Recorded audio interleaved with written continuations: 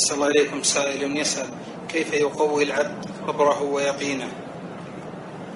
يقوي العبد صبره ويقينه من القرآن بما ذكرناه من أن القرآن جاء بتقوية اليقين بثلاثة مسالك، وهي تقوية علم اليقين، وتقوية حق اليقين، وتقوية عين اليقين. وجاء أيضا بمسلكين في تقوية الصبر، وهما تقوية الامتناع عن فعل الشهوة، وتقوية الإقناع بترك الشهوة.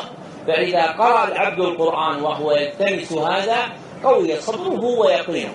وهذه الرياضات القلبية لا بد فيها من طول المدة، فالنفس لا تصلح باليوم واليومين والليلة والليلتين، بل لا بد من أن يقيم العبد رياضة إصلاح نفسه حتى تستقيم نفسه. قال محمد المنكدر: جاهدت نفسي 20 سنة على قيام الليل حتى استقامت لي. وقال إياس العجلي: جاهدت نفسي على تعلم الصمت 10 سنوات.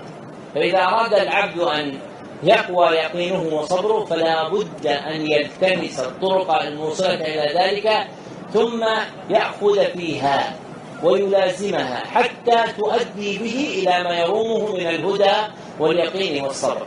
وأما تذوقها أو الاطلاع عليها وعدم ممارستها فهذا لا يكون به الإنسان ذا يقين وذا صبر، ويكون ذلك بملاحظة العبد نفسه فيما صبر حتى يستعين به على ما عظم.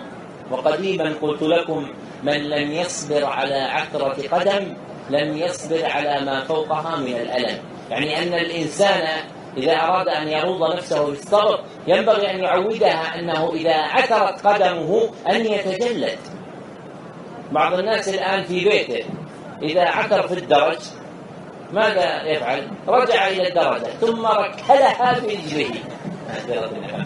ركلها برجله ثم قال: أصلا هذا المهندس الذي صلحها ما يعرف لوضع المقاسات، والذي العامل الذي ركبها ما يعرف، وصار يسب ويذم، وستبقى العتبة عتبة ويذهب الألم. لكن الإنسان العاقل يصبر.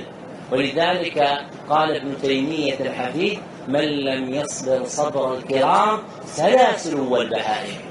فالعبد ينبغي أن يروض نفسه على اليقين والصبر ويتجلد ويثبت نفسه حتى يكون كامل الإرادة والفكر فيها. وهذه الكمالات إنما تؤخذ بالأيام والليالي، وتؤخذ بصحبة أهلها ومعرفة الطرائق المؤدية إليها. وقد ذكرت في مقدمة محاضرة قول الأحسن شيء مما ينتفع به في هذا.